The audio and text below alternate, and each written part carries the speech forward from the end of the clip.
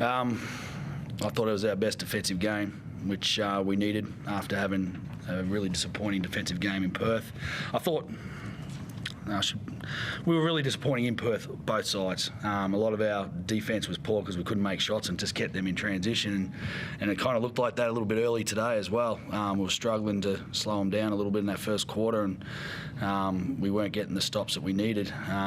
We set them a challenge before the game, though, to try and get consecutive stops, or 3 consecutive stops, 4 times during the course of the game, and I think we ended up doing it 6 times. So that's a hell of a result. Well, that's really high, and I think we had 6 in a row stops at one stage. So credit to the guys. You know, I was looking around the room before the game, and I was wondering, you know, is there a little fatigue hanging off from the West Coast trip? But Blake said they were fine. So good on them. They showed us that after that first quarter that they were ready to play.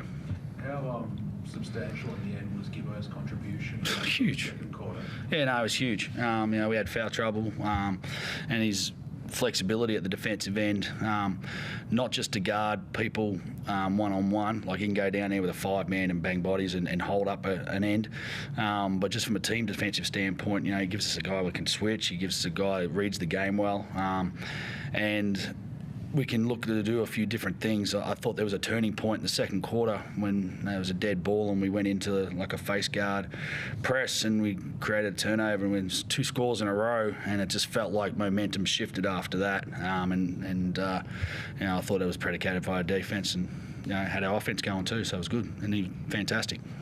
Did you take a bit from seeing the way Creek and Robertson bounced back from pretty sluggish starts as well? Yeah, they had me worried. Yeah, look, I was just happy that, you know, Dane Pinot was a lot better today as well.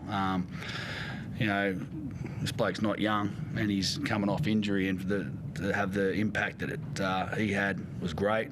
Madge was great. You know, Kendall still struggled a little bit, but that's okay. He's a shooter. He's going to shoot his way in and out of games. I was just tremendously pleased with all the guys who answered the bell today. What was being said out there when that scoreboard was sort of ballooning out, and you know, you'd be forgiven for thinking it's Friday night again? What were you guys sort of talking about out there? Just next play kind of stuff, I guess. They kind of junked it up a little bit, and I think just we went passive. Their zone slowed us down to start, and we just weren't executing. But we were trying to force the wrong stuff. I think we just needed to get on the front foot and be aggressive and drive lanes and set screens. So we kind of talked about that a little bit at half time, and I think that helped obviously a lot. But yeah, we were just so passive, and the zone worked. Like, it did its job, it slowed us down, and once we attacked and got to their back line, we got easy buckets. So it was just a mindset shift, I think.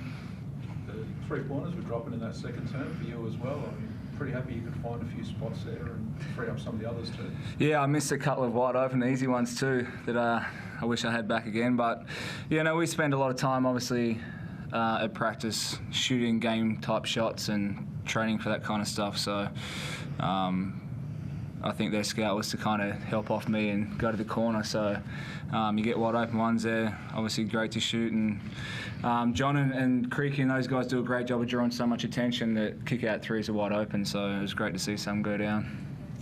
Son, what did you see from Mitch against his old side today? I couldn't tell if there was much emotion there or not, but he seemed like, you know...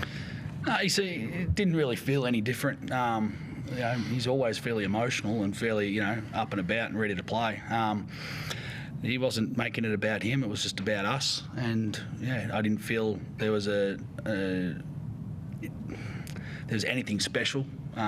He just wanted to win, and that's all I got from him today, was just that. So I was thinking about that a fair bit before the game, whether to address it with him, but I just, no, he's just he knows what he's doing. He's across it all, so didn't need to bring it up. So was sort of fatigue and the emotional bounce back from Fridays was the bigger factor then in terms of things to get over for today's game? No, so the guys were good. I thought we were just a little bit hesitant when, you know, they did stifle us with their zone, and it's something we'd have to work on. Obviously, they saw Perth do that to us a little bit, and geez, we're not a team you want to zone. I mean, once we get going, because we've got shooters everywhere and we shoot the ball well, but we weren't shooting particularly well early in the game. But once we got that going, it stretched their zone out a little bit and we started getting penetration. We were just tentative, to be honest. I don't know why. Guys just felt the need to work themselves in the game. Maybe they just need to loosen up after the trip. 4 rounds in, you won 4 out of 5 to start the season. How would you grade the start that you've made? You want a number or a letter? I'll give it an A- and a 7.5. Where do I grade it? Look, I kind of sound repetitious, and I know this is boring. It's not what anyone wants to hear, but we've never really talked about ideal numbers. Did we want 4 wins from 1? Shit, if you're offering that me, I'm taking it. But I'd much rather be 5. No, it was really about where would we start the season, where did we start off at pre-season, and where have we got ourselves to. We've been challenged the last 2 games really heavily. Obviously, Perth was a great challenge that we didn't step up to the plate, but we talked about it before the game. This is a continuation of the same challenge. You know, okay, we're down at half-time, okay, being after the Perth game. We've got another half of this road double to get back and at least draw even by the end of it. And that was a challenge for us, and I thought, you know, we keep our challenges small rather than over the first month. But I'm tremendously proud of what they've done. You know, 4-1. I would have been, if someone said, I would have been rapt to have that. I don't know how Gibbo, he probably went 5-0. He doesn't give up much. Did it feel like your senior guy, or Mitch, Gibbo, John, sort of rolled up their sleeves a bit in that third quarter and they had to work so hard to get back in the game, but you sort of needed to kick ahead then at that point? Did you feel like that happened? Yeah, I felt like, I don't know what the numbers are, but I thought our bench, 28 points for us. I thought our bench came in and did wonderful things for us and really kick-started the game for us. And Gibbo was a part of that. But I thought Jay Crockett was really good for us tonight as well. And, you know, even in little cameos, you know, Dan Trist held up an end while he was out there. You know, we just had guys who's come in and did their job. Kyle's been playing great basketball. He was one of our better players on Friday night. But it wasn't his night tonight. You know, Gibbo took the mantle.